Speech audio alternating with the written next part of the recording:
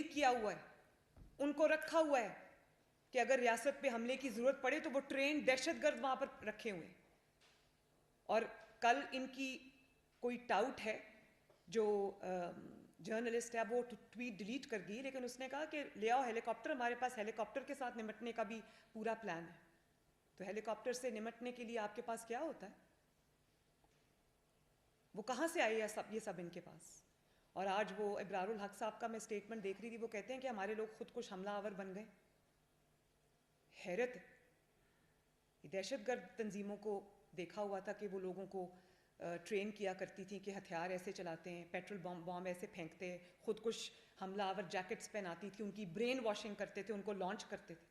भाई अपने बच्चे तुम्हारे लंदन में महफूज मकामात पे बैठे हैं, गुलछर्रे उड़ा रहे हैं। अभी वो वीडियो देखी, तीनों बच्चे इसके कोई जगह जा रहे हैं और ऐशो इशरत की ज़िंदगी गुजार रहे हैं, और पाकिस्तानी बच्चों को तुम पेट्रोल बॉम्ब्स हाथ में देकर उनको कहते हो कि रियासत के ऊपर हमला करो, पुलिस के जवानों पे हमला करो, पुलिस के अफसरान पे हमला करो। शर्म नहीं आती तुम्हें ये हरकत करते हुए? और फिर आपने वो ऑडियो सुनी जिसमें यास्मीन राशिद साहिबा ये कह रही हैं कि मैं टिकट नहीं दूंगी। आजकल हम टिकट्स के लिए इंटरव्यूज़ करें, सियासी जमातें जब टिकट्स के लिए इंटरव्यूज़ करती हैं तो क्या पूछती? सियासी जमातें जब टिकट्स के लिए इंटरव्यूज़ करती हैं अपने कैंडिडेट्स के, तो उनको ये कहती है कि बताओ आपने कितनी खिदमत की, बताओ आप कितना अवेलेबल हुए अपने हलके के लोगों के लिए, आपने वहाँ पानी के लिए, साफ़ पानी के लिए क्या काम किया, सड़कें कितनी बनवाई, कितनी खिदमत की, कितना आप अपने फ़र्ज़ और ज़िम्मेदारियाँ निभाते रहे, तो आपको टिकट मिलेगा। यहाँ क्या पूछा जा रहा है?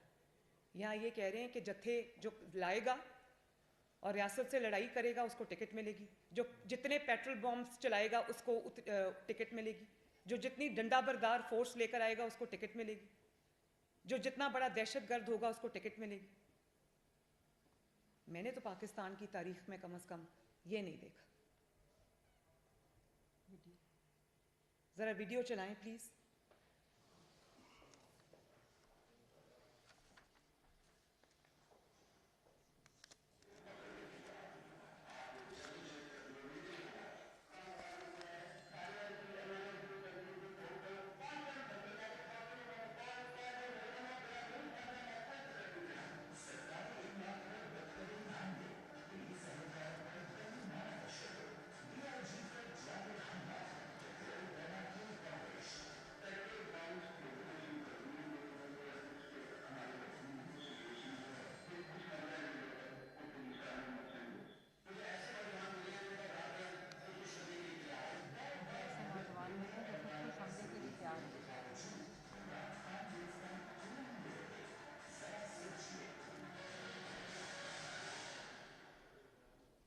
सुन लिया आपने? वो कह रहे हैं कि हमें ऐसे नौजवान मिले जो खुद कुछ हमले के लिए तैयार है। तो अब इसमें किसी को कोई शक व शुबे की गुंजाइश रह गई है कि ये एक सियासी जमात नहीं बल्कि एक अस्करी जमात है जो एक नेफेरियस एजेंडा लेकर, पाकिस्तान की तबाही का एजेंडा लेकर, पाकिस्तान के अंदर खाना जंगी का एजेंडा लेकर फ़ॉरेन कुव्वतों के ईमा पर ये लॉन्च हुए हैं कि नहीं चलने देना मुल्क को, कुछ भी हो जाए नहीं चलने देना। अब जमान पाक के इर्द गिर्द जो हो रहा है, क्या वहाँ के रिहायशियों को तकलीफ नहीं हो रही? पुलिस वहाँ पर सड़कें जब ब्लॉक होती हैं, जब इस किस्म के लोग होते हैं, जब इस किस्म की वहाँ पर एक्टिविटीज़ होती हैं, तो कितना आवाम को वहाँ पर तंगी का सामना करना पड़ता है, लोग कितने डिस्टर्बेंस होती है वहाँ पर, लोग बच्चे स्कूल नहीं जा सकते, और रियासत जो है वो बेबस होकर तमाशा देख रही। एक शख्स ने पूरे कानून को, आइन को, पूरे उसको अपने पाँव की जूती के नीचे रखा हुआ है, और उसको आप ये देख लें आज भी उसको जो वारंट्स है वो सस्पेंड हो गए। भाई ज़रूर करे सस्पेंड, आपने करनी है तो, लेकिन मैं क्या पूछती हूँ, क्या यही सहूलत पाकिस्तान की बाकी सियासी जमातों को हासिल है? यही सहूलत नवाज शरीफ को हासिल है? मैं ये सवाल पूछती हूँ कि ये तफरीक क्यों है?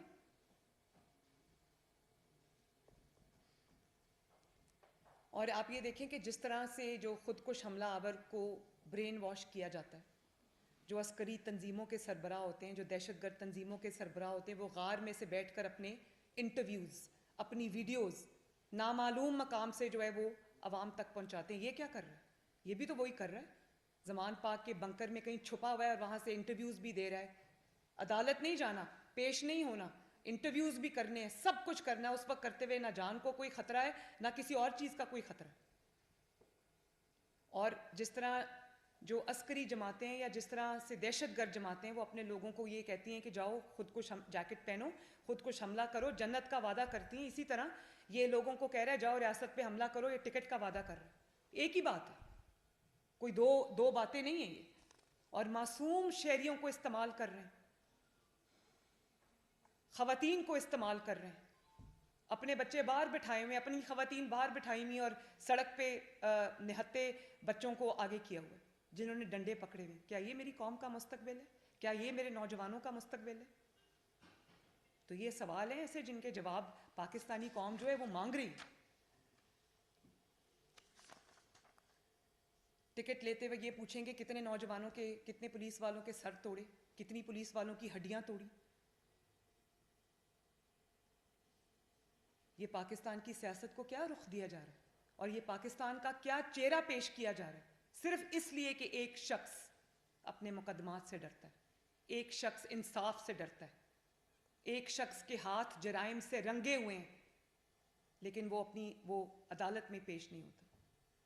भाई कुछ नहीं किया तो हो जाओ ना पेश, कह दो मैंने कुछ नहीं किया। वो भी नहीं कहना, क्योंकि झूठ पहले पता है कि जुर्म किया हुआ है। सिर्फ एक शख्स की जान बचाने के लिए कानून से ये पूरा का पूरा खेल रचाया जा रहा है और पूरी स्टेट जो है वो हॉस्टेज बनी हुई है।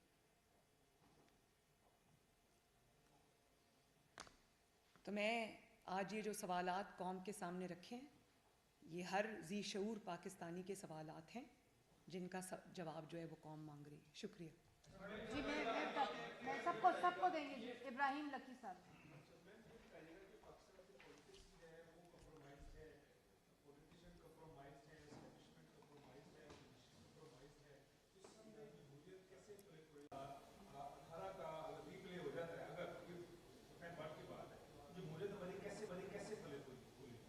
ये जो मैंने अभी पूरा मुकदमा आपके सामने रखा, जमहूरियत के आगे बढ़ने का एक ही तरीका है कि गैर जमहूरी जो लोग हैं, जो किसी एजेंडा के तहत लॉन्च किए गए हैं, उनका हिसाब किताब हो, उनका पूरा कच्चा छट्टा आवाम के सामने लेकर आएं, और अगर वो अकाउंटेबिलिटी से भागते हैं तो उनको पकड़ के अदालतों में पेश किया जाए। और इसमें मैं अदालतों को भी ये कहूँगी कि आपको इंसाफ करना चाहिए।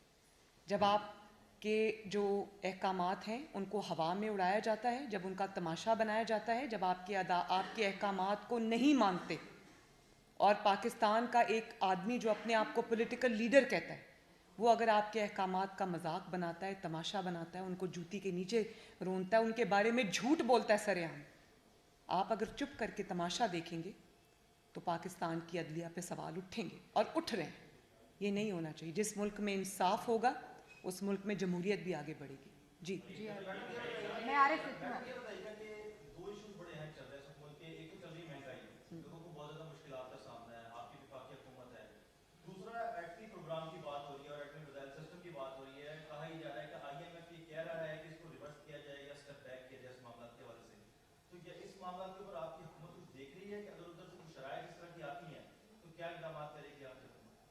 देखिए, मैं आपने महंगाई की बात की, आपने IMF की बात की, मैं फिर वही बात करूँगी। जो शख्स इस महंगाई का ज़िम्मेदार है, जो शख्स IMF के साथ मुआहदे का ज़िम्मेदार है, जो शख्स IMF के हाथों पाकिस्तान को गिरवी रखने का ज़िम्मेदार है, उसको पकड़ो और कौम के सामने पेश करो, वो अपने जवाब खुद दे। जहाँ तक आपने जो बात की, ये एक मुहिब्बे वतन हुकूमत है, कोई ऐसा ना फैसला होगा, ना होने देगी, ना कोई ऐसी शर्त मानेगी जिस पे पाकिस्तान की सालमियत पे कोई आंच भी आए। जी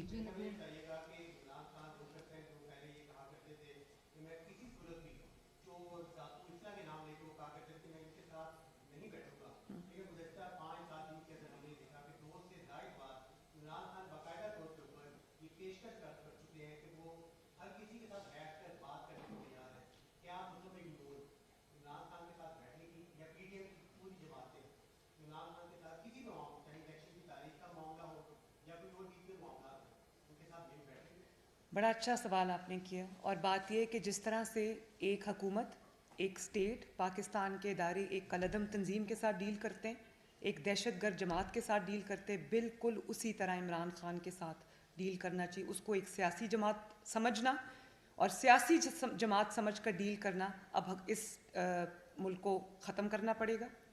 और दूसरी बात जो आपने की ना, वो ये बात इसलिए कर रहे हैं कि वो अपने सारे हरबे आजमा चुके हैं, वो लॉन्ग मार्च कर चुके हैं, वो कॉल्स दे चुके हैं। अभी आपने देखा लाहौर में उन्होंने आवाम को कॉल दी, आवाम नहीं निकली।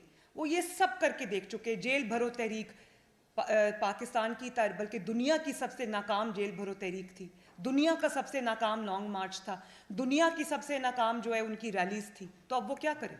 उसके बाद वो हमलावर भी हो गए, लेकिन कब तक वो ये दहशतगर्दी जारी रख सकते हैं ज़मान पाक से? मैंने आज भी बताया कि स्टेट उसको पकड़ना चाहे तो 5 मिनट से ज़्यादा का काम नहीं है। स्टेट की कमज़ोरी या मजबूरी जो है वो नहत्ते अवाम है, उनका खून नहीं चाहता कोई भी। और ये हमारी जिम्मेदारी है कि ऐसा तरीके से वो काम हो किसी को भी नुकसान ना पहुंचे। तो अब सब कुछ क्योंकि फेल हो चुका है, तो आज मैं हुकूमत के साथ बैठने को तैयार हूँ। ये हुकूमत को चाहिए कि बिल्कुल उस तरह उसके साथ डील करे जिस तरह दहशतगर्दों के साथ डील करती है। जी अहमद।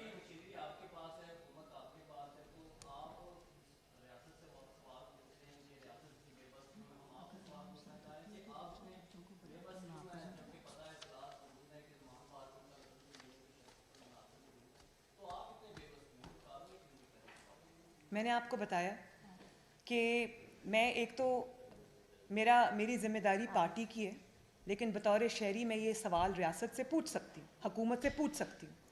मैं हुकूमत का हिस्सा नहीं हूँ, मैं ये सवाल पूछ सकती हूँ। हाउएवर मुझे इस बात का इल्म है कि हुकूमत की जो कमज़ोरी है वो कमज़ोरी नहीं है, वो उसकी कंसर्न है जो उसके आवाम के लिए, कि वहाँ पर किसी की भी जान ना जाए, कोई वहाँ पर कैजुअल्टी ना हो, कोई ऐसी सिचुएशन ना हो जहाँ पर किसी को कोई नुकसान पहुँचने का अंदेशा हो। वरना 5 मिनट से ज़्यादा का काम नहीं है, मैं समझती हूँ इस बात को। जी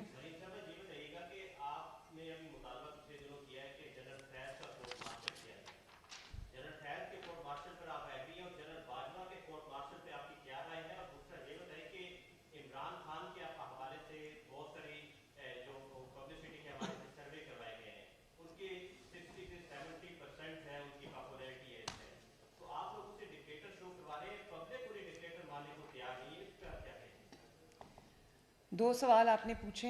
जहाँ तक जनरल बाजवा और जनरल फैज़ का सवाल है, मैं इसका जवाब बहुत तफसील से ये दे चुकी हूँ कि उन्होंने जो भी किया है वो पूरी कौम के सामने, अब वो ख़ुद भी उसका एतराफ़ कर चुके हैं, ख़ुद भी एतराफ़ कर चुके हैं और एक दूसरे पे इल्ज़ाम लगा रहे हैं। तो मैं ये अपने इंटरव्यू में कह चुकी हूँ कि जो इदारा है वो उसकी बदनामी का बायस बने हैं, तो इदारे को चाहिए कि वो ख़ुद ऐसे अनासिर और ऐसे लोग जो इदारे की ऊपर बदनामी का बायस बनते हैं, उनके लिए स्टिग्मा होते हैं, उनको सॉर्ट आउट करने की ज़िम्मेदारी भी इदारे की है और ये उनको करना चाहिए। इससे उनकी जो वक़ार है और उनकी जो इज़्ज़त है उसमें इजाफ़ा होगा। दूसरी बात जो आपने की, मैं ख़याली सर्विस पे तो नहीं जाती, लेकिन अगर सर्विस की इतनी ही पॉपुलैरिटी है तो आप मुझे बताएं कि आज दहशतगर्दी पे क्यों उतरने की ज़रूरत पड़ेगी? कहाँ गए वो लोग जो जेल भरो तहरीक में भी नहीं आए, लॉन्ग मार्च में भी नहीं आए, लाहौर की रैली में भी नहीं आए, किसी कॉल पर भी नहीं आए? और उनको ये थ्रेटन किया जा रहा है कि लोग लेकर आओ वरना आपको टिकट नहीं मिलेगा। तो ये पॉपुलर जमातें होती हैं? कहाँ है पॉपुलैरिटी? वो थ्रेट्स क्यों पेश किए जा रहे हैं कि लोग लाओगे तो हम आपको टिकट देंगे? मतलब देयर बाय मीनिंग के लोग नहीं आ रहे, खाली खुली जो अपनी ही सीटों को जीत जाना, उसमें से भी PMLN कुछ सीटें जीत गई है। तो ये तो इंशाअल्लाह ताला बहुत जल्द इलेक्शन होंगे तो पता चलेगा कि पॉपुलर कौन है, असल पॉपुलर कौन है, लोग सब समझते हैं। जी सर्वेज हम भी करा रहे हैं और बिला वजह हम मैदान में अपनी इलेक्शन की तैयारी के लिए नहीं उतरे हुए, हम साइंटिफिकली अपने इलेक्शन की तैयारी कर रहे हैं। सर्वे हम भी करा रहे हैं और अल्लाह ताला के फजलो करम से सर्वेस के बाद हमें पता चला है कि एक्चुअल पोजीशन क्या है। PMLN जीतेगी इंशाल्लाह।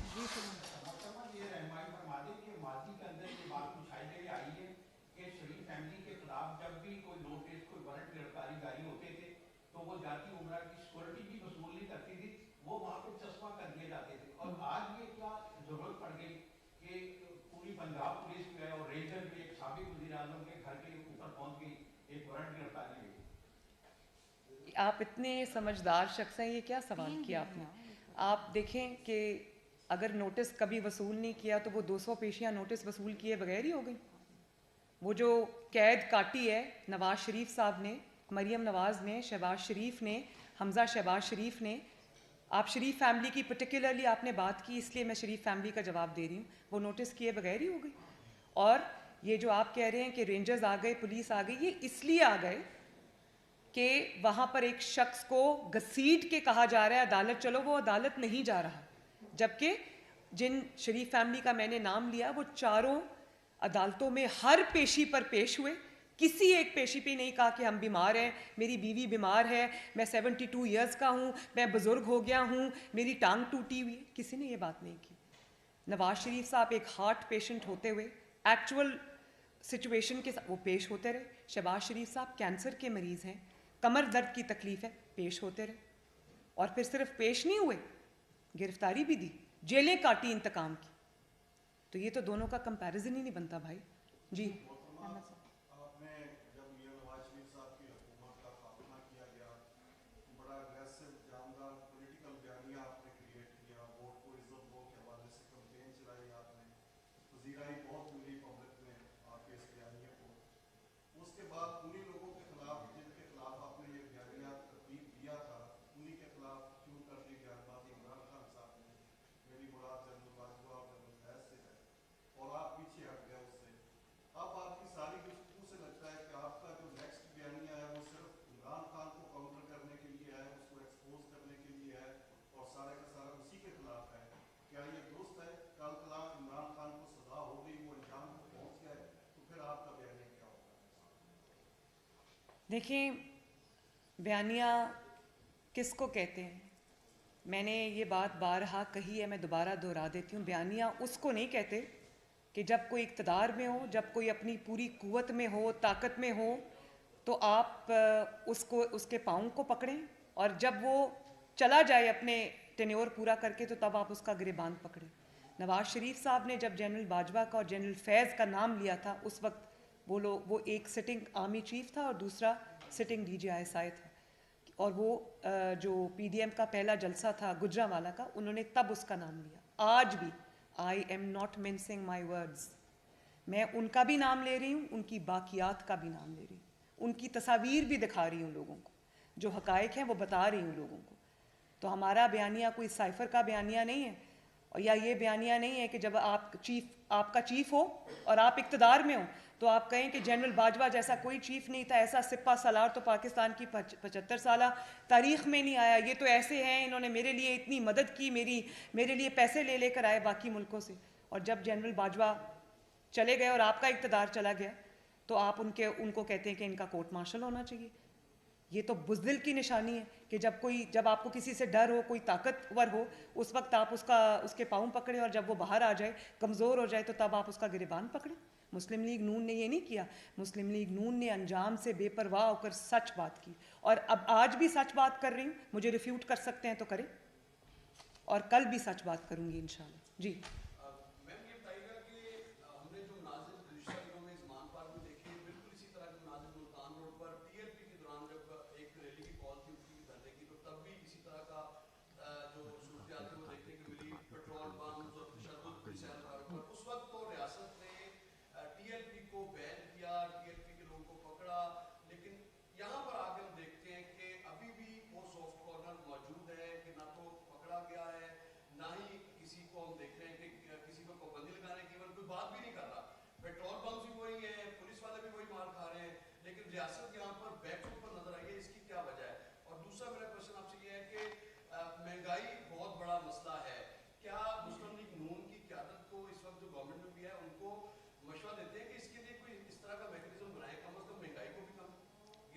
देखिए, जो पहली आपने बात की उसमें जो भी आप कहते हैं कि रियासत बैक फुट पे नज़र आती है, रियासत बैक फुट पे सिर्फ इसलिए होती है कि रियासत खून खराबा नहीं चाहती। रियासत किसी भी शहरी की जान की कदर करती है, उसकी हिफाजत रियासत की ज़िम्मेदारी है। अगर इमरान को एहसास नहीं है, अगर वो माओं के बेटों को इस्तेमाल कर रहे हैं, उनकी शहादतों को इस्तेमाल कर रहे हैं, उनके बच्चों को इस्तेमाल कर रहे हैं, और ख़वातीन को इस्तेमाल कर रहा है, जत्थे लाकर हमला आवर है, तो रियासत को तो सबका ख्याल करना है ना। हाँ, ये ज़रूर है कि अब रियासत को इदारों के साथ सर जोड़ के बैठना होगा और इसके ऊपर से सियासी जमात का लेबल जो है वो हटाना होगा। इसको एक कलअदम जमात के तौर पे डील किया जाना चाहिए, इसको एक अस्करी सियासी जमात के तौर पे डील किया जाना चाहिए और इसको एक दहशतगर्द जमात के तौर पे डील किया जाना चाहिए। और अगर ये नहीं होता तो मुझे ये बहुत बड़ा सवाल जो है वो इस हकूमत पे खड़ा होगा। दूसरी बात आपने क्या की, महंगाई की। मुझे हुकूमत को मशवरा देने की ज़रूरत नहीं है, क्योंकि मैं ये जानती हूँ कि शहबाज शरीफ साहब हों या इसहाक डार साहब हों, वो दिन रात उनका पहला कंसर्न ही यही है और उनके एजेंडा पे सबसे नंबर 1 आइटम होता है कि महंगाई को किस तरह कंट्रोल किया जाए, IMF के साथ किस तरह से डील किया जाए इस तरीके से कि आवाम पे ज़्यादा बोझ भी मज़ीद ना पड़े। और देखिए, हम लोग पॉलिटिकल पार्टी है, हमारा अपना पॉलिटिकल कैपिटल है, हमें एहसास है इस चीज़ का। उस आवाम के जो ऊपर जो मुश्किलात आई हुई उसके साथ साथ हमें अब इलेक्शन में भी जाना है, तो हमें एहसास है इस चीज़ का। मुझे इल्म है इस चीज़ का कि शहबाज शरीफ साहब 6 बजे उठकर जो है वो अपना काम शुरू करते हैं, रात को 12 बजे तक वो काम करते हैं और ये उनके पहले एजेंडा के ऊपर पहले नंबर पे है चीज़। जी,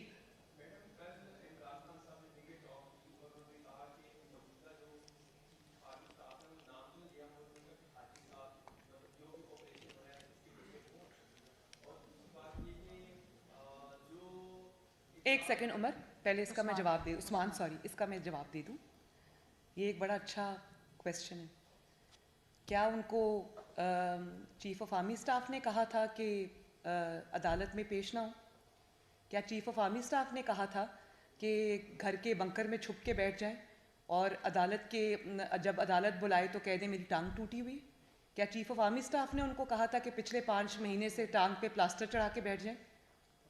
क्या चीफ ऑफ आर्मी स्टाफ ने उनको कहा था कि आप जो है वो अदालत जब बुलाए तो कह दे मेरी जान को खतरा? भाई, ये बात कोई पॉलिटिकल विक्टिमाइजेशन नहीं है, 1 पॉइंट एजेंडा है। अदालत बुला रही है, पेश हो जाओ, तुम्हें कोई गिरफ्तार नहीं करेगा। तो क्या ये बुजदली का जो आइडिया था ये उनको चीफ ऑफ आर्मी स्टाफ ने दिया था? बात ये है कि जब आपके पास अपना जवाब नहीं है, जब आपके अपने जराइम से हाथ रंगे हुए हैं, जब आपका कसूर अपना है, तो उसके लिए आप जितने मर्जी स्केपगोट्स ढूंढ लें, उसका कोई फर्क नहीं पड़ता। जी,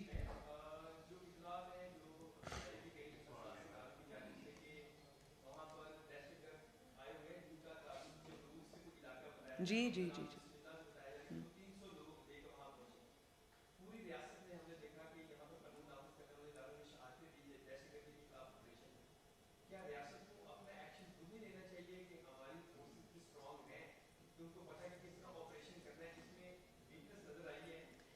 उस्मान, ये बात ठीक है, ये बिल्कुल ठीक है कि वहाँ दहशतगर्द छुपे हुए हैं। मैंने तो तस्वीर भी देखी उन दहशतगर्दों की जो ज़मान पाक में इस वक्त पनाह लिए हुए हैं। लेकिन देखें, रियासत की फिर मजबूरी, वहाँ सिर्फ दहशतगर्द और जत्थे वाले लोग नहीं, वहाँ पर कुछ मासूम पॉलिटिकल वर्कर्स भी हैं जिनको गुमराह करके लाया गया है वहाँ पर, वो भी वहाँ पे ट्रैप्ड है। तो उनकी हिफाजत की जिम्मेदारी हमारी है और हम नहीं चाहते कि चाहे वो पॉलिटिकल पार्टी का कारकुन, PTI का कारकुन हो, उसको कोई गुजंद पहुँचे। वो मासूम लोग हैं, वो इस्तेमाल हो रहे हैं एक चोर की चोरी बचाने के लिए, उसकी बुजदली पर पर्दा डालने के लिए वो लोग इस्तेमाल हो रहे हैं। और शर्म आनी चाहिए ऐसे सियासी लीडर को जो अपने आप को सियासी लीडर कहता है कि उसने मार खाने के लिए लोगों के बच्चों को, माओं के बेटों को और ख़वातीन को, घर की ख़वातीन को आगे किया हुआ है, खुद वो छुप के बैठा है। इतनी नामोशी की बात है कि मैंने तो पहले कहा था कि अगर मेरा लीडर ऐसा हो या मेरा वालिद ऐसा हो, मैं तो शर्म के मारे किसी को मुंह भी ना दिखा सकूं। ये एक नई रिवायत हमने सियासत में देखी और कितनी ये शर्म की बात है। पॉलिटिकल लीडर्स तो सामने से लीड करते, घरों में छुप के तो नहीं बैठते। लोगों को कहा गिरफ्तारी करो, जेल भरो, खुद बेलें भरते रहे अपनी। तो लोगों के बच्चों, माओं के बच्चे फालतू आए हुए, माओं की गोदें जो उजड़ी, वो जो जिले शाह है उसकी माँ से पूछो ना आज, और पूछो कि तुम्हारा बेटा क्यों शहीद हुआ है। वो एक चोर की चोरी बचाने के लिए लोगों के बच्चों को इस्तेमाल कर रहे हैं, फिर उनकी मौत को भी इस्तेमाल करते हैं, उनकी शहादत को भी इस्तेमाल करते हैं। शर्म आनी चाहिए। जी,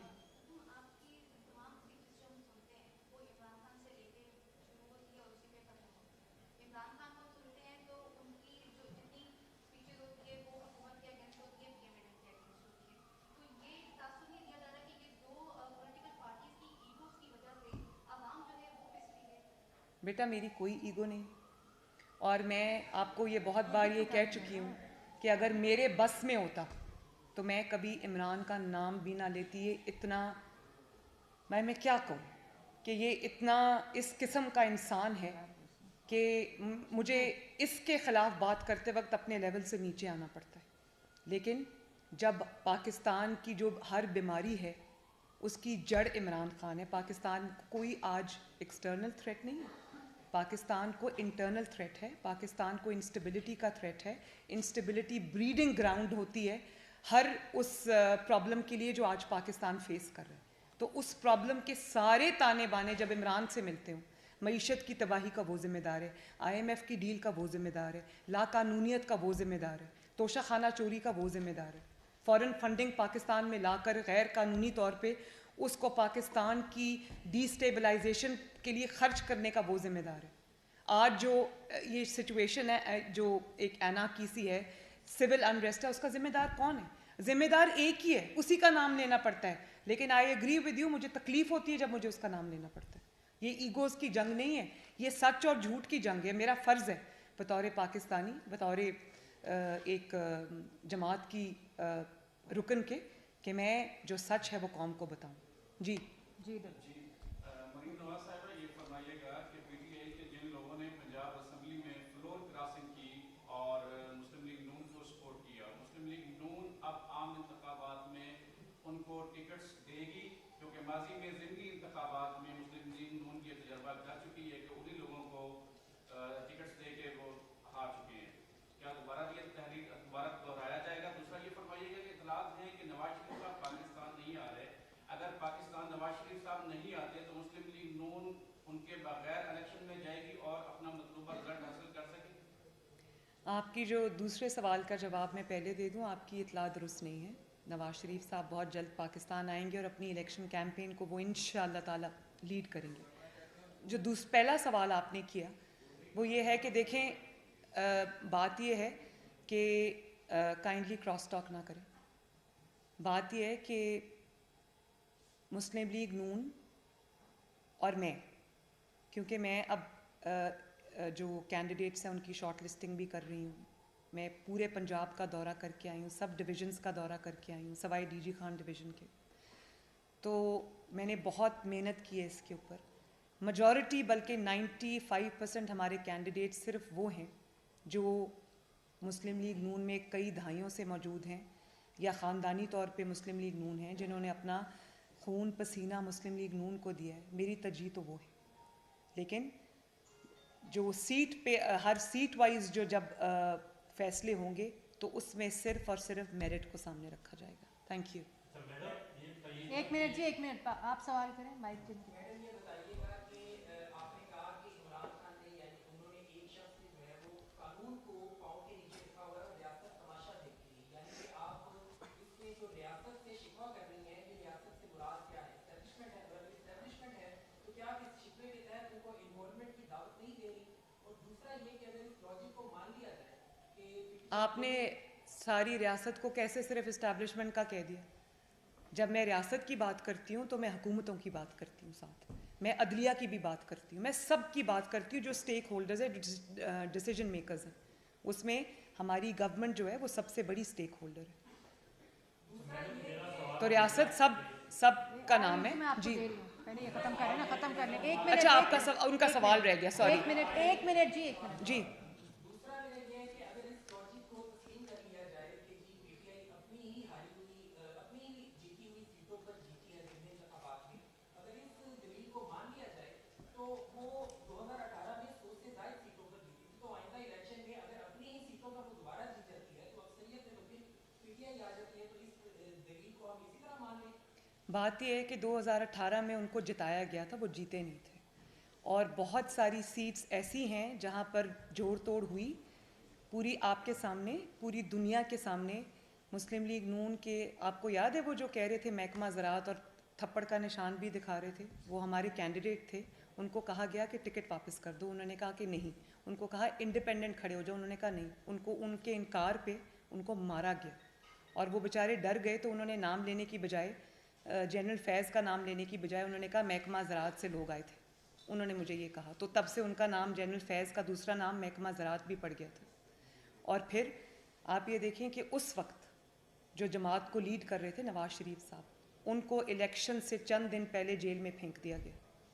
उनकी पूरी जमात के, और जो ये जो चीफ़ जस्टिस साहब हैं साकिब निसार साहब, जिनको आज बहुत तकलीफ़ होती है, उन्होंने PTI के लोगों की शेख रशीद साहब की कैंपेन चलाई, हनीफ अब्बासी साहब को आखिरी दिन उठाकर मैदान से बाहर किया।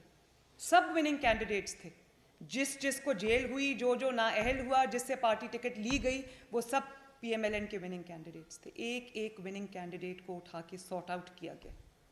तो आज वो माशाल्लाह वापस आ गए हैं। ये देखें, तलाल चौधरी आपके सामने बैठे, इनको डिस्क्वालीफाई किया, विनिंग कैंडिडेट। तो आज इंशाल्लाह जब लेवल प्लेइंग फील्ड होगी तो आप देखेंगे मुस्लिम लीग नून जीतेगी इंशाल्लाह। हमारे आईन और कानून में ये बात वाज़ेह है कि कोई भी अस्करियत पसंद जमात या दहशतगर्द जमात इलेक्शन में हिस्सा नहीं ले सकती, पार्लिमानी जमहूरियत का हिस्सा नहीं बन सकती। बतौर चीफ ऑर्गेनाइजर मुस्लिम लीग नून या सीनियर वाइस प्रेसिडेंट, क्या आप पाकिस्तान तहरीक इंसाफ को अस्करी या कलादम तंजीम करार दिलवाने के लिए इलेक्शन कमीशन या मुतल्लिका फोरम पे रजू करेंगी, या सिर्फ ये सियासी बयानी होगा? नहीं, मेरा सियासी बयानिया नहीं है।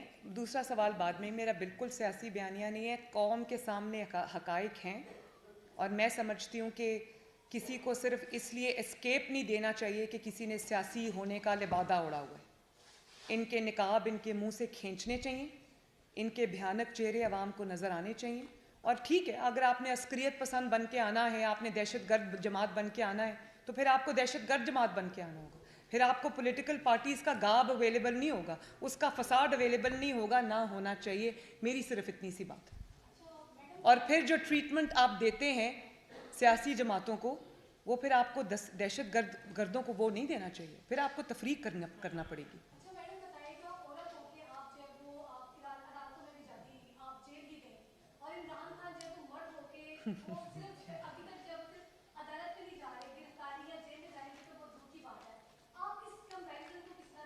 मैं इस कंपैरिजन को, जो शेर और गीदड़ के, एक तरफ आप शेर रख लें, एक तरफ आप गीदड़ रख लें, तो आप देख लें, आपने मेरी बात की, जो गिरफ्तारी से डर जाए, जो अपने निहत्ते कारकुनों को मरवाने के लिए आगे छोड़ दे, खुद बाथरूम में छुप जाए या चारपाई के नीचे छुप जाए, उसको क्या कहते हैं? उसको पॉलिटिकल लीडर नहीं कहते। पॉलिटिकल लीडर तो हंसते हंसते फांसी के फंदे पे झूल जाते हैं, हंसते हंसते शहादत कबूल कर लेते हैं, हंसते हंसते डिस्क्वालीफाई हो जाते हैं, हंसते हंसते ज़ंदानों में वक्त गुजार के आ जाते हैं। ये होते हैं पॉलिटिकल लीडर्स, जो ये नहीं कर सकते, जिनकी गिरफ्तारी के नाम से जान जाती है, उनकी नींदें उड़ जाती हैं, तो उसको लीडर नहीं गीदड़ कहते हैं।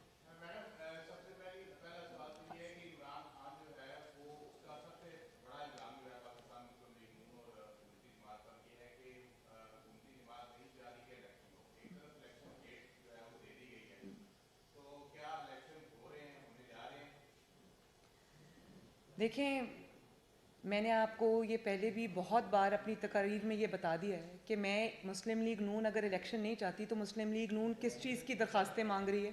मुस्लिम लीग नून अपने डिविजन्स के दौरे क्यों कंप्लीट कर चुकी है। मुस्लिम लीग नून अपने कैंडिडेट्स की लिस्ट क्यों कंपाइल कर रही है। आज पार्लियामेंट्री बोर्ड्स भी अनाउंस हो गए। तो मुस्लिम लीग नून अगर इलेक्शन से दौड़ रही हो तो मुस्लिम लीग नून एक वाहिद जमात है जिसने मैदान में उतर कर अपनी तैयारी शुरू कर दी है। मुस्लिम लीग नून चारपाई के नीचे नहीं छुपी हुई। मुस्लिम लीग नून अपने घर से रियासत पे हमले नहीं करा रही। मुस्लिम लीग मैदान में इलेक्शन की तैयारी कर रही है। और ये भी मैं बता दूं, इंशाअल्लाह ताला ना सिर्फ हम ये इलेक्शन लड़ेंगे बल्कि जीतेंगे। दोबारा दुख से कह रही हूँ। सेकंड लास्ट क्वेश्चन, बस आखिरी जी।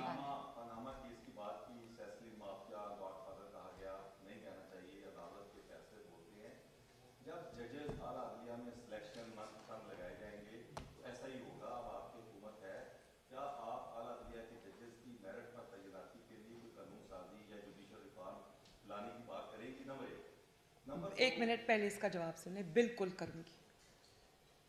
ये जो बेंच फिक्सिंग है ये बंद होनी चाहिए और ये किसी फर्द वाहिद के फैसले नहीं होने चाहिए कि एक शख्स जो अपना फैसला बारहा एक पटिशनर के खिलाफ दे चुका है, बार बार एक दफ़ा अपना माइंड दे चुका है, एक दफ़ा अपना ज़ाती अनाद बता चुका है। आप हर बेंच में जब उन्हीं जजेस को शामिल करेंगे तो उसको और क्या कहते हैं। बिल्कुल ठीक है। दूसरा मेरा सवाल ये है कि पाकिस्तान पहला एटमी इस्लामी मुल्क है और आज वो भीख मांग रहा है और आज जो हालात मुल्क के हैं वो आपके सामने हैं। आप 75 सालों में आज ये मुल्क में जो इस हालत पे पहुंचा हुआ है, आप इसका जिम्मेदार किसको ठहराते हैं? बड़ा तकलीफ दे सवाल आपने किया। पाकिस्तान जिस तरह से तरक्की कर रहा था, आगे बढ़ रहा था, वो कुछ लोगों को तकलीफ़ हो गई उसकी। 2017 तक, आप 2013 से 2017 का पाकिस्तान देख लें, किस तरह दुनिया से इन्वेस्टमेंट आ रही थी। पहली दफ़ा पाकिस्तान में CPEC जैसा मंसूबा जिसमें इन्वेस्टमेंट के ढेर लग गए पाकिस्तान में, 2% ग्रोथ से 6% प्रोजेक्टेड 7% ग्रोथ पे पाकिस्तान पहुंच गया। IMF का पहली बार जो मुआहदा था उसको ना सिर्फ पूरा किया बल्कि उस मुआहदे के रहते हुए 4 साल ना डॉलर को बढ़ने दिया, ना चीनी की कीमत बढ़ने दी, ना आटे की कीमत बढ़ने दी, ना बिजली की कीमत बढ़ने दी, ना तेल की कीमत बढ़ने दी, ना सब्जियों की कीमत बढ़ने दी, ना गोश्त की कीमत बढ़ने दी। 4 साल स्टैटिक रही कीमतें। तो किसको तकलीफ हुई और क्यों हुई? और वो एक्सपेरिमेंट से पाकिस्तान को क्या मिला? वो इमरान को लाने के लिए नहीं किया गया था, वो इसलिए किया गया था कि वो जिन मकासद के लिए इमरान को लाना चाहते थे वो मकासद नवाज शरीफ पूरे करने वाला नहीं था। वो जानते थे कि नवाज शरीफ एक्सटेंशन नहीं देगा, नवाज शरीफ ये साजिशों में शामिल नहीं होगा, नवाज शरीफ मुल्क की बात करेगा, पाकिस्तान की बात करेगा, आवाम की बात करेगा। इसलिए इनको वो बंदा चाहिए था जो चुपचाप करके अहकामात को मानता रहे। चाहे वो अब 4 साल के बाद आप खुद ही देखें, उन्होंने सबसे ज़्यादा उन्होंने इसको गंद का टोकरा समझ के सर से उतार के फेंक दिया और तौबा तौबा करते हुए भाग गए। लेकिन क्या पाकिस्तान का ये जो नुकसान हुआ है पिछले 4 साल में, ये कभी पूरा हो सकेगा? ज़िम्मेदारों को जवाब देना होगा। आज जिन्होंने उसको सदाकत और अमानत का सर्टिफिकेट दिया उन्होंने भी वापस ले लिया। वो इतने शर्मिंदा हो गए कि उन्होंने भी वापस ले लिया। इतनी धज्जियाँ उस शख्स ने उस सर्टिफिकेट की उड़ाई और देने वाले की भी उड़ी। जी लास्ट क्वेश्चन आ रहे फैसले में, लास्ट लास्ट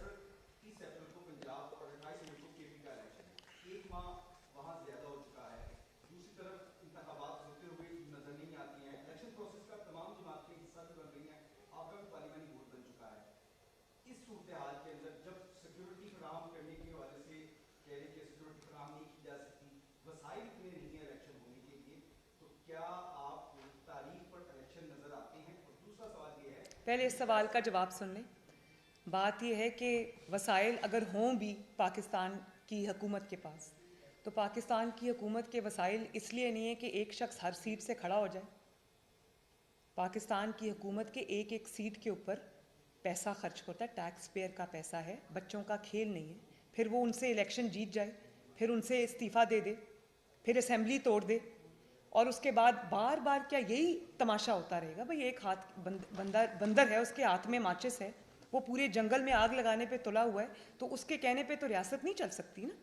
फिर ये भी देखना पड़ेगा कि आज भी इंतखाबात हों, महीने बाद हों, 30 अप्रैल को, अल्लाह के फजलो करम से हम तैयार हैं, अपनी तैयारी पूरी कर रहे हैं। लेकिन क्या ये प्रेसिडेंट सेट होगा कि एक ज़हनी तौर पर कमज़ोर इंसान जो ज़हनी तौर पर स्टेबल नहीं है, जो ज़हनी तौर पे एक मजूर इंसान है, अद्वियात के ज़ेरे असर है, उस शख्स के कहने पर आज पंजाब की असेंबली का इलेक्शन भी हो जाएगा, KPK की असेंबली का इलेक्शन भी हो जाएगा, उसके 6 महीने बाद या 4 महीने बाद नेशनल असेंबली के इलेक्शंस होंगे। तो क्या हर 5 साल बाद यही हुआ करेगा कि पहले पंजाब असेंबली का होगा इलेक्शन, उसके महीने बाद KPK असेंबली का इलेक्शन होगा, उसके बाद जो है वो कौमी असेंबली के इलेक्शन होंगे? ये कोई तमाशा है? ये 22 करोड़ आवाम का जीता जागता मुल्क है।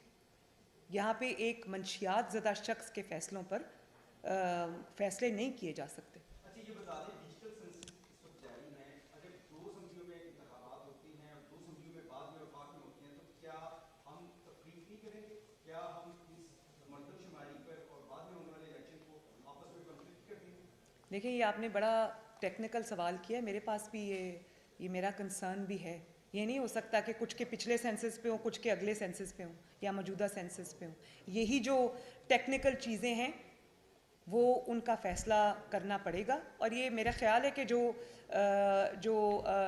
कंसर्न्ड इदारे हैं वो सब ये चीज़ें ज़रूर कंसिडर कर रहे होंगे। बहरहाल मैं रिपीट करना चाहती हूँ, इलेक्शन अप्रैल में हो, मई में हो, जून में हो या अक्टूबर नवंबर में हो, इंशाअल्लाह ताला PMLN पूरा मुकाबला करने के लिए तैयार है। बहुत बहुत शुक्रिया।